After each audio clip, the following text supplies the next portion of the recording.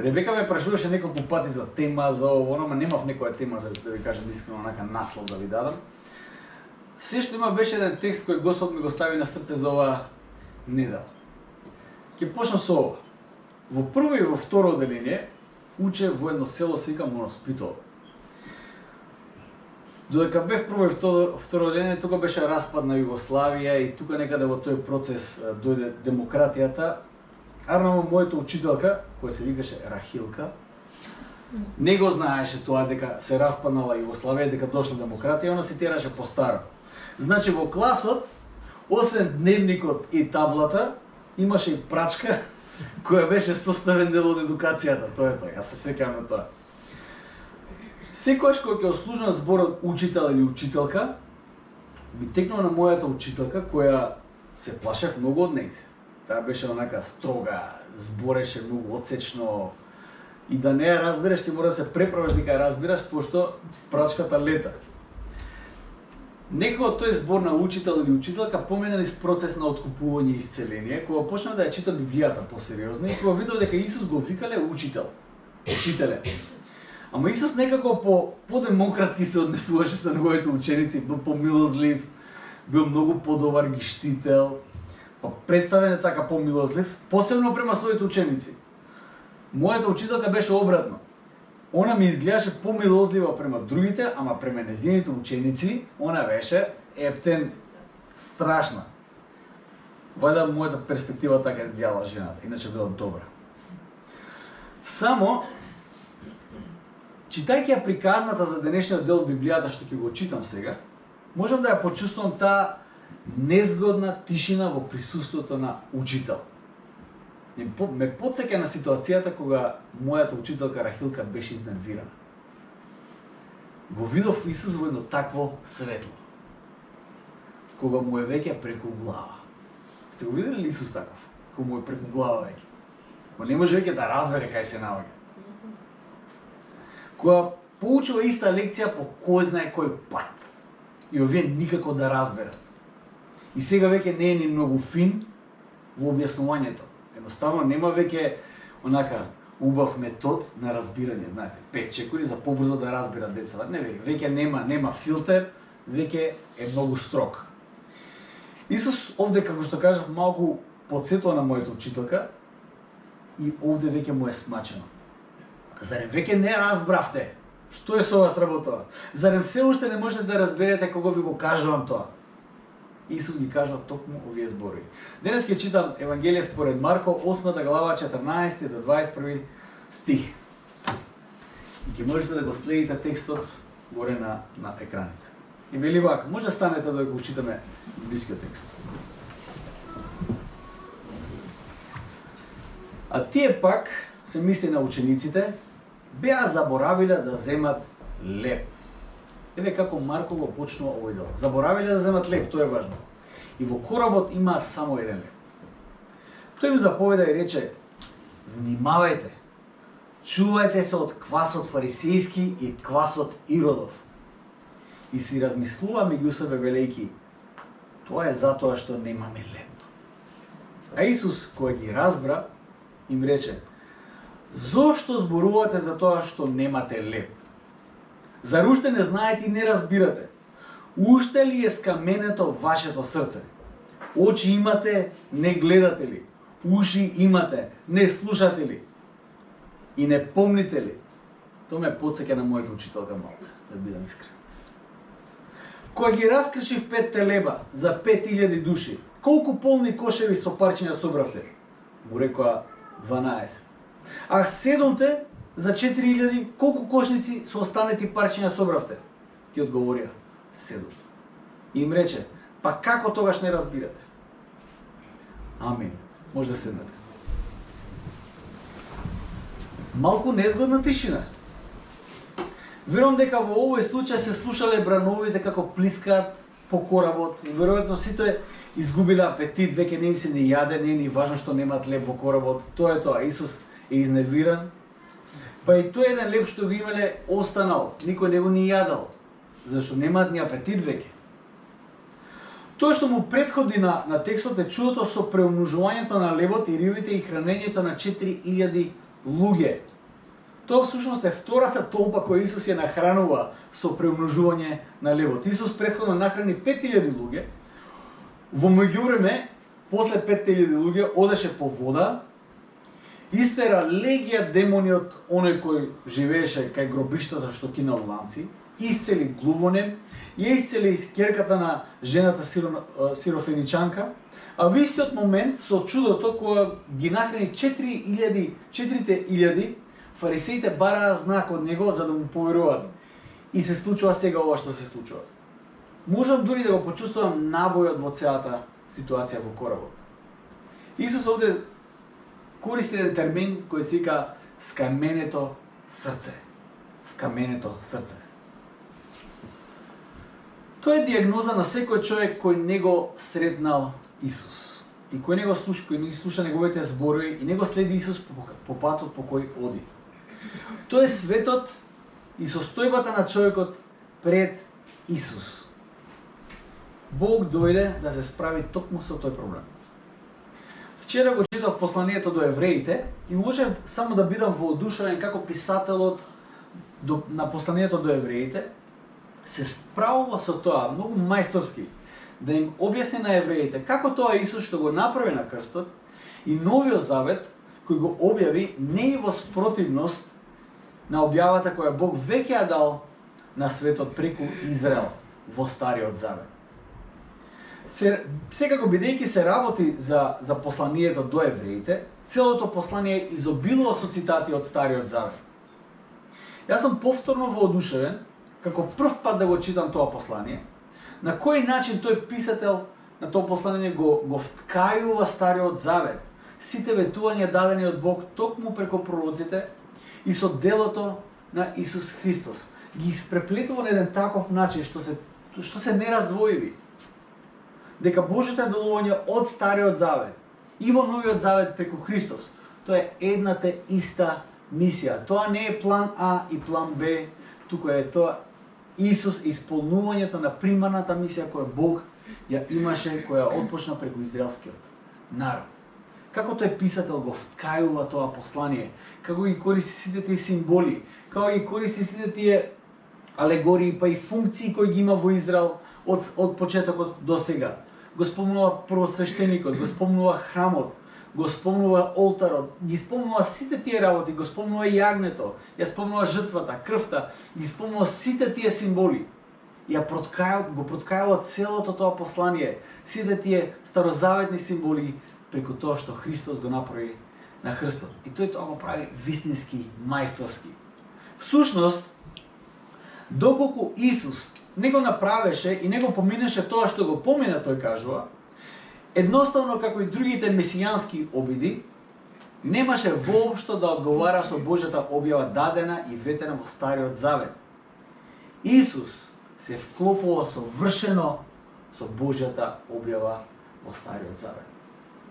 Во обидот да објасни потребата од Христовото дело и Новиот завет кој тој го склучи со светот, писателот на евреите цитира еден текст токму од пророкот Еремија и ги предизвикува слушателите да го забележат тоа што всушност е очигледно и што беше вистинската потреба која треба Христос да ја адресира. Не беше потребна уште една заповед. Обично ние кога почнуваме да живееме легалистички христијански живот, имаме чувство дека ги знаеме 10 заповеди, ни фали само уште 11-та и да добиеме некако чувство на комплетност.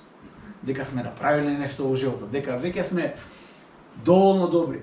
Како што беше познатата приказна за богатиот младиш, доаѓа кај Исус и вика: "Што треба да направам да настанем вечен живот?" Тој всушност во твоја прашање кажува нешто многу важно. И имам чувство дека нешто ми фали. Тоа го кажува. Што треба да направам за да наследам вечен живот?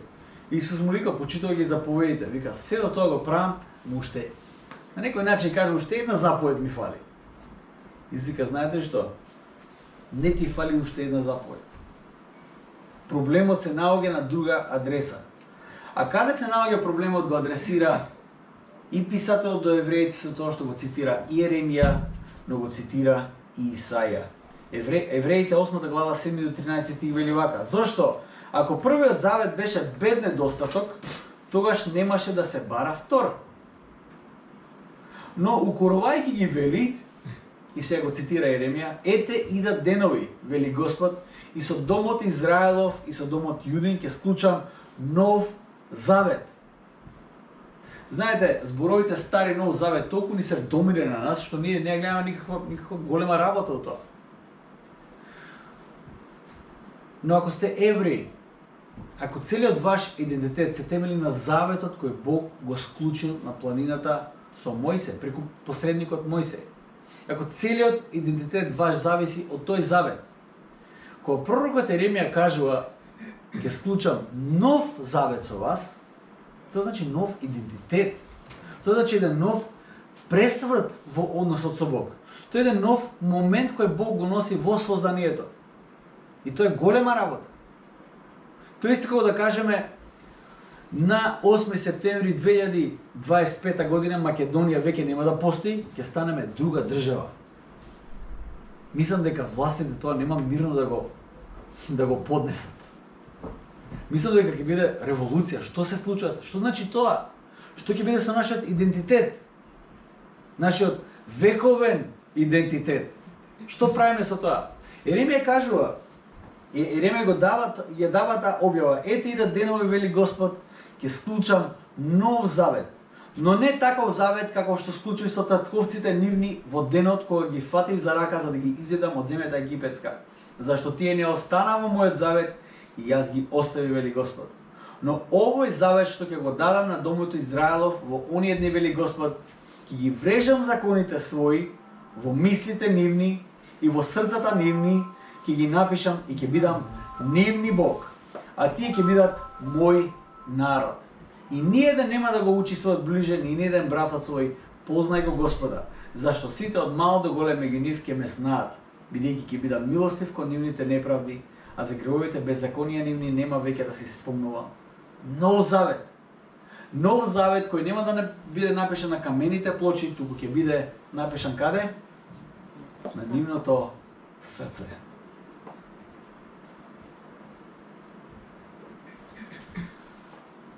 Тука е главниот проблем со кој се соочуваме јас и ти и секој еден човек. Овде писателот ги бомбардира не со филозофија, туку со познатите текстови за мисијанската надеж. И им покажува како тоа Бог го изненадува својот народ со тоа што она што тие го очекува на самиот крај, Бог го носи во средината на човечката историја. Евреите знаеа за конечната надеж, за Божјото делување, за новиот завет. Но тие тоа го очекува некаде на крај. Во 13 стих писателот вели, ако го вели нов завет, првиот го направи застарен, а оно што е старо и застарено близо е до исчезнување. Доаѓа еден нов завет. Овде писателот користи еден принцип кој го препознали самите реформатори, а тоа е дека писмото го толкува писмото. Самото писмо, Божиот збор, сам по себе е доволен за да се разбере гревот, нашата паднатост, милоста која ни е потребна, простувањето и спасението. На нас не ни треба поправка на срцето, нам ни е потребно ново срце. Тоа всушност сака да го каже пророкот Еремија. Умот кој не уверува нема да биде убеден од ниеден доказ, а во Тозар ќе каже вака: умот кој не верува нема да биде убеден од ниеден доказ, а срцето кое обожува нема потреба од ниеден доказ. Исус дојде да се справи токму со срцето. Исус дојде да се справи токму со тоа Божиот збор, оној збор кој е животодавен збор, да го напише на нашите нови срца кои доаѓаат од него. Иако ги има сите карактеристики како и остатокот од народот, апостолите, кои беа во тој чамец, кои немаше кај да бегаат од лекцијата која Исус ја има за нив, скаменето срце, неверие, заборав. Тоа беа учениците. Стално забораваа, скаменето срце не забораваат. Исус им кажува алегорија за квасот фарисејски, квасот Иродов и така натаму. Овие мислат дека заборавиле леп. И заборавија дека Исус од 5 леба нахрани 5000 луѓе. После уште еднаш со 7 леба нахрани 4000 луѓе. И сега имаат 1 леб, а 13 се во бродот. И сега, леле, заборавивме леб. Што ќе правиме сега? Такви беа апостолите. Никако да ја научат лекцијата. И само го гледаме како Исус експлодира овде. Не може веќе да издржи. Како не знаете? И ги прашува како мали деца. Колку корпи остана остаток? 12. А после 7. Може да замислам каков набој имало во тој кораб. Нема тука веќе мудрување. Мислам дека без Исус да му објаснат ја разбра лекцијата. Иако ги има сите тие карактеристики апостолите, како и остатокот од народот, како и ние, скаменето срце, неверие, заборав, сепак учениците беа во подалеку подобра позиција од сите нив. Само заради една и единствена причина. Тие беа во коработ со Исус. Тоа ја прави целата разлика во животот на човекот. Дали си со Исус или си без Исус. Целата разлика е направена тука. Во коработ да бидеш е поважно од апсолутно се. Да се биде во коработ со Исус, значи да се биде постојано изложен на неговиот збор. Понекогаш неговиот збор ќе биде незгоден. Понекогаш неговиот збор ќе биде таков како што е овде во оваа лекција. Но ти си изложен постојано на неговиот збор. А Божите зборови се единствените зборови кои нас не оживуваат со ново срце, кое е способно да ги разбере истите тие зборови. Интересно дека Божите зборови, за да ги разбереме, ни треба ново срце. Но за да добиеме ново срце, потребни ни се Божите зборови.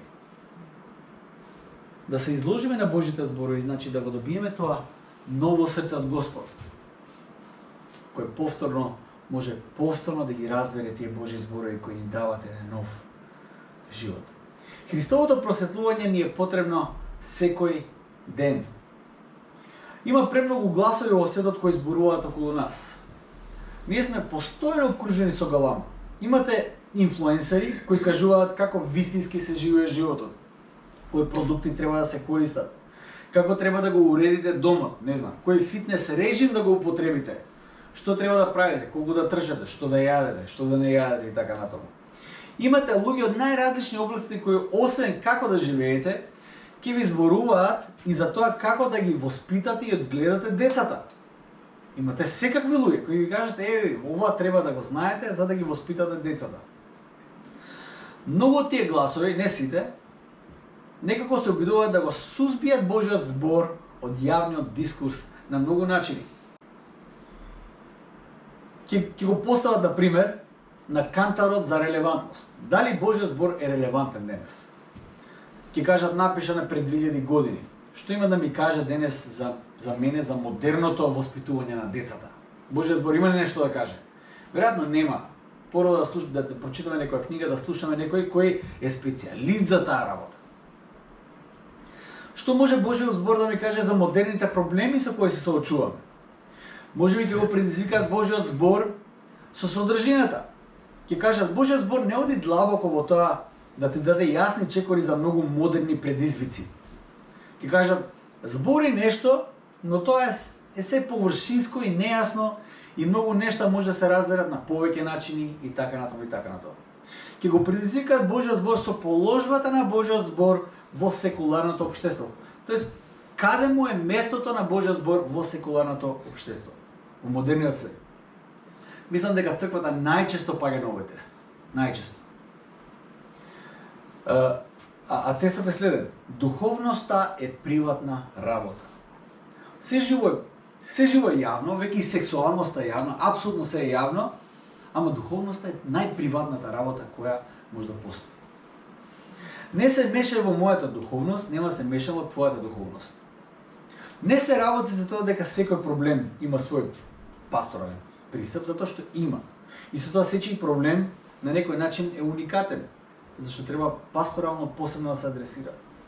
Се работи за тоа да се истисне самиот разговор за духовноста во пошироката заедница. Едноставно Божиот збор се става по страна, како нерелевантен, да одговори дел од нашите прашања. Божиот збор од друга страна секогаш, апсолутно секогаш бил контроверзен во секое општество. во секоја епоха. Го имаме примерот со Виклиф, Џон Виклиф, кој се обидел да го преведе Божјиот збор на говорен, од латински на говорен англиски јазик, и бил секако маргинализиран, па и убиен, затоа што со тоа го предизвикал оригиналниот идентитет кој црквата треба да го има и народот кој треба да го има. Со преводот на Божјиот збор ќе се уништи идентитетот кој го имаме. Од друга страна, па во 20 век, се преведува Божјиот збор за да се задржи идентитетот кој го имаме. Знаете, се користи во двете насоки. Интересно е, дури во комунизмот, при формирањето на македонската држава, некако паралелно се формира и МПЦ, Македонска православна црква, и како едно од важните обележја е токму Библијата. Библијата е многу важен аспект. Во предговорот на ова издание, ова ми е издание, подарок го добив, ова издание за 10 годишнината од автокефалноста, од прогласување на автокефалноста на МПЦ. Ова е првата илустрирана Библија која е издадена во Македонија на македонски тест. Испечатана е во Загреб, ама е на македонски јазик, издадена и има еден убав предговор. И јас го прочитав тој предговор и бев прилично изненаден. После страница и пол за државноста на Македонија и за македонскиот народ, онака национални обележја во Библијата, пола страна е посветена за Божјиот збор. Значи од две страни, пола страна е за Божјиот збор, страна и пола е за македонски, нели, како и да е. Македонскиот идентитет кој треба да се заштити. Еве ви еден мал извадок од овој дел. Вели вака: со издавањето на оваа света книга, целта ни е младите поколенија да се запознаат со основните Божји пораки до човечкиот род преку Библијата. Но наша желба е исто така за неа да се заинтересираат и постарите. Со тоа на луѓето им даваме прилика не само преку збор, туку и на сликовен начин да ги разберат вечните Божји вистини кои се темел на целокупниот живот на човекот и кои секогаш надградуваат и го покажуваат патот кон духовното совршенство. Јас мислам дека тоа е прекрасен вовед за Божјиот збор. Без да не навлегувам во мисловниот процес на синодот и мотивите со кои се прави преводот на Библијата, верувам дека секој искрен проповедник на Божјиот збор ќе објави токму таа реалност, дека верата се раѓа и расте токму преку слушањето на Божјиот збор. Божјиот збор е толку важен. Библијата е толку важна. Тоа е нешто кое всушност Исус го нагласува. Кој има уво, нека слушне. Сте го читале тоа во Новиот Завет? Кој Исус кажа: кој има уво, нека слушне. Што значи тоа? Кој има уво, нека слушне. Тој Христос повик ја носи таа паралела со Божјиот повик во минатото и ехо од еден од најпознатите текстови кои верните евреи го почнувале и денот. А тоа е познатата Шема. Се слушнале за Шема? Шема Израел. Тоа со Алек го учевме по еврејски. Шема Израел. Адонај Елохеку, Адонај Ехад. Второзаконие 6:4-9. Послушај, Израиле, Господ нашиот Бог е единствениот Господ. Сакај го Господа твојот Бог од се срце, со сета душа твоја и со сите сили твои. Овие зборови што ти ги заповедам денес да бидат во твоето срце. И пренесувај им ги на децата своји и зборувај за нив, кога седиш дома, кога си на пат, кога си легнуваш и кога стануваш, и врзи ги на раката своја како знак и нека те бидат ознака над очите твои. И напиши ги врз надвратникот од вашите куки и на вашите градски порти. Како искрен и верен следбеник, Израилев следбеник, Исус денот веројатно го почнувал токму со овие зборови. Верните евреи го почнувале денот токму со овие зборови. Шема Израел. Еврејскиот збор Шема, послушај, означува не само пасивно слушање, туку означува и акција. Како што вели рабинот Еван Мофик, вели вака: кога Бог вели Шема, тоа е повик за нас да слушаме, одговориме, почитуваме, да разбереме и да действуваме. Тоа значи Шема. Кога Исус вели кој има уво, нека слуша, тој всушност до секој еден нас го има токму овој. повик. Послушај Живко. Послушај Фани. Тоа е еден повик за мене да одговорам на тој повик кој Христос го има за секој еден од нас. Лично. Слушајќи го Божиот збор, не значи пасивно слушање, туку тоа значи посветување на целиот мој живот кон тој Божи збор во кој јас сум повикан. Што е утешно во денешниот текст од Евангелието според Марко? Утешно е тоа што неговите ученици беа во иста состојба со остатокот од народот, како сите нас. Неговите ученици беа исти како нас. Имајќи очи, не гледаа, имајќи уши, не слушаа. Потребен беше Исус и неговиот збор за тие да го разберат Евангелието повторно и повторно и повторно и повторно. И кога Исус се вознесе, тој пред да се вознесе им даде едно ветување, дека нема да ги остави сами. Нема да ги остави само со еден пишан или кажан збор од минатото за тие да се сеќаваат, туку тој ќе прати утешител кој ги потсети на сите нешта повторно и повторно, затоа што да се разбере Божиот збор, треба постојано да го слушаме Божиот збор. Не беа учениците тие кои ја имаат таа некоја посебна способност, туку беше Исус, кој носеше светлина во нивниот ум и срце, но тие беа во непосредна близина и ги слушаа неговите зборови. Истото е и денес. Нема апсолутно никаква разлика и денес. Христовиот жив збор е потребен за сите нас, секојдневно, за да оживееме и да разбереме тоа што Евангелието ни го зборува. Јас се прашувам, какви се промени ќе дојдат во нашиот живот? Доколку првото нешто што секојдневно ќе го правиме, ќе биде да се љуби Бог со сето свое срце и ќе го отвориме неговиот збор и ќе го слушаме што има да каже. Што ако?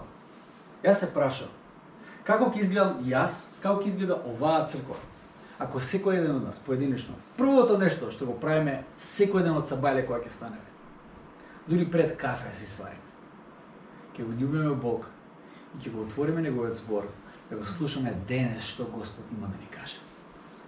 Затоа што ако пропуштиме ден, 2 дена, 3 дена, ако Исус во овој чамец, во коработ додека беа со апостолите, додека не ги укореше, додека не им кажеше што криво они разбраа, они ќе мислеа дека проблемот ќе беше што не земаа они леп.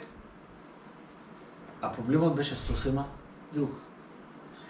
Тие има потреба од Исус секојдневно да ги слушаат неговите зборови.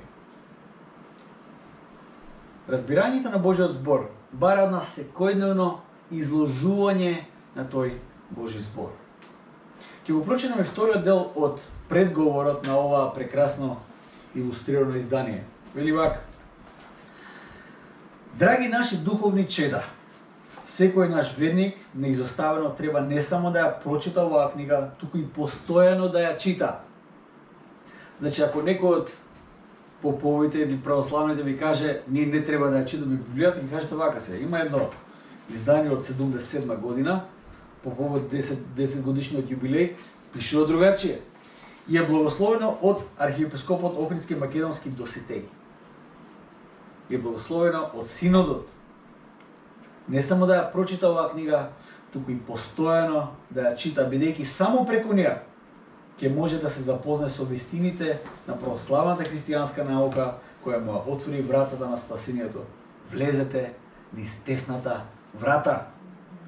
Библијата е Божи збор, кој говори за верата и правдата, за трпението и сведоштвото и за преголемата љубов Божја кон човекот. Таа е напишана да јавува за спасението на сите луѓе и е духовен инспиратор за верата во Бога. Библијата е неисцрпен извор за Божјата вистина и правда. Таа е сигурен патеводител во нашиот живот. Во неа и преку неа наоѓаме одговор на многуте прашања што го разјаснуваат нашето битие и битието на целиот универзум. Верувале или не, последните недела-две со нашите деца зборуваме на прашањето зошто постоиме? Која е смислата на животот? Во овој предговор кажува дека во Божиот збор го просветува разумот израчи во него со најубава светлина, бидејќи самиот Господ Исус Христос вели: јас сум светлината на светот. Исус Христос е неопходен во секојдневното толкување на светот, преку неговиот збор, преку делото на Светиот Дух во секој еден од нас и преку црквата, која верно го проповеда тој Божи збор. Јас сакам да ве прашам сите вас лично, не мора да одговорите на глас, колку време поминуваме со Божиот збор? Дали поминуваме време со Божиот збор? Дали мислиме дека тоа е само за професионалците? Живко е платен за тоа. Он треба да го чита. Колку време поминуваме јас и ти со Божиот збор? Дали секојдневно ние како и учениците влегуваме во тој кораб со Исус и ги слушаме неговите зборови? Понекогаш такви какви што се. Како и во овој случај можеби ги слушаме по кој знае кој пат, но повторно и повторно потребен ни е Исус да ни објасни. Преку малите групи во Евангелска црква Аеродом, во сезоната која доаѓа ќе го проучуваме токму Евангелието според Марко. И со нетрпение очекувам оваа сезона на мали групи. Читајќи и проучувајќи го Божиот збор во контекст на заедница, отворени сме да го слушаме Исус како повторно и повторно ни објаснува вечната вистина, но сега и овде со нас. Додека разговарам со пријателите од овде, во малите групи, понекогаш имам чувство како да седиме на логорски огин со Исус. Во овој разговор, како Господ повторно и повторно да ни го разјаснува неговиот, да ни го толкува неговиот прекрасен збор. Божиот збор е како силен оган кој носи светлина на луѓето овде, посебно во тешки и темни моменти. И за крај сакам да ви прочитам еден изводок од книгата на Кори Тен Бум, Скришно место или The Hiding Place на англиски, од главата во која таа зборува за нејзиниот трансфер. Тоа е случката, вистинска случка која се случува за време на Втората светска војна. Жена од две сестри од Холандија кои се фатени дека криеле евреи, се фатени од нацистите и ги носат во разни кампови и на крај ги носат во Ревенсбург, каде всушност едната сестра умира. Но нивното патешествие е страшно, ужасно. Единственото нешто кое тие го земале од дома биле неколку витамини кои биле потребни за Беци, сестрата на Кори. Бил еден джемпер кој би значил многу и еден мал нов завет. И слушајте во незиното искуство додека таа оди во нивната конечна дестинација, тоест на сестри конечната дестинација каде што таа умира. Вели вака: беше трета вечер и се спремавме за спиење повторно под отворено небо. Марширале 3 дена. И дојде наредба да се собереме во приемниот центар за нови затворенички. После 10 минутен марш дојдовме до зградата. Пополека одевме во коридор во една голема соба за прием. Под силните светла видовме депресивна гледка. Секоја жена приоѓаше на пулт на кој седеа неколку офицери и мораше да го остави кебето на влаката за перница, каде всушност ги носеле сите лични работи, и било што друго носеше и го оставаше на еден куп. Неколку пулта подоле секоја жена требаше да го собличе секое парче облика што беше на неа останато, го фрлаше на вториот куп партали и гола поминуваше преку коридор од 10 есесовци, инспектори кои анализираа и гледаа и жените влегуваа под туш. Излегувајќи од тушот, секоја жена носеше само тенка затвореничка прекривка и пар обувки, ништо повеќе. Но, си реков Беци, сестра ми, има голема потреба од джемперот во навлаката за пенница и од витамините кои ги кријам. Најмногу од се ни треба нашата Библија. Како можеме да живееме во оваа место без неа? Но како и на некој начин ќе можам да ја поминам преку толку будни очи без облека со која ја криев. Драги Боже, се молев, ти ни ја даде оваа скапоцена книга, ти ја криеше преку безброј проверки и инспекции до сега. Ти ја користеше за толку многу луѓе. Една работа и беше јасна на Корија, тоа е дека Тоа е Божја работа. Во продолжение на приказната во незината молитва вели: Господи, јас не знам како ќе дојдеме до таа Библија и сите овие инспекции, но тоа е твоја работа. И знаете ли што? Библијата и джемперот и витамините на чуден начин остануваат со нив до самиот крај. И како една светла точка низ тој мрачен дел во тој логор, каде што умира сестри, вели секоја вечер, колку помрачно стануваше местото, толку посветла стануваше Библијата за нас. Божјиот збор. Секогаш контроверзен, секогаш потребен, посебно во темни моменти. Колку време поминуваме и го слушаме Исус како ни зборува преку тој збор. Секој ден. Дали се изложуваме на неговите зборови? Дали мислиме дека немаме време? Дали мислиме дека тоа не е за нас? Дали можеби мислиме утре ќе седнам, од утре ќе почнам? Колку време поминуваме со Божјиот збор? Бидејќи вистинска светлина доаѓа само преку Божјиот збор и преку ништо друго. Ајде да му благодариме на Господ за неговиот збор кој ни го оставил на секој ден од нас. Кој го имаме во изобилство, кој збор можеме секојдневно да ползуваме од него, да се храниме и да растеме во верата и во идентитетот во кој Христос сите нас не повикува. Ајде се молиме. Татко наш небесен, ти благодариме за тоа што Твојот збор не го штидиш, Господи. Го даде во изобилство на секој ден од нас и како црква и посебно можеме да го читаме, да го ползуваме, да растеме во верата, Господи Боже мој. Да ги истражуваме сите тие тајни на созданието, Боже мој, целата смисла да ја откриеме во тоа што Ти си го создал и како си го создал, Господи. Фала Ти, Господи, затоа што понекогаш се наоѓаме во тој кораб во кој е малце незгодно со Тебе. Во кој Ти учителски пристапуваш и не укоруваш. Понекогаш можеби го повисуваш тој тон, но сето тоа е за наше добро. Сето тоа е за наше оформување и за наша преобразба. Сето тоа служи за нас да го добиеме тоа ново срце, преку кое Господе Боже мој ќе живееме вечно. Татко мој небесен, нека Твојот збор секојдневно не повикува, да го слушнеме Твојот збор, да пристапиме, да го читаме, да го слушнеме Твојот свет дух како не води, да се храниме, Боже мој, да научиме за Твоите планови и за надежта во која Ти не повикуваш да престојуваме. Татко мој небесен, се оставаме во Твоите таткови раце. Веруваме дека Ти имаш само добри планови за нас.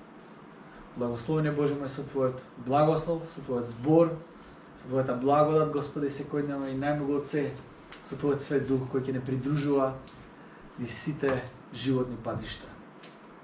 Се оставаме во Твоите раце, Господи. Тоа го барам и го молам во името на Таткото, Синот и на Светиот Дух. Амин.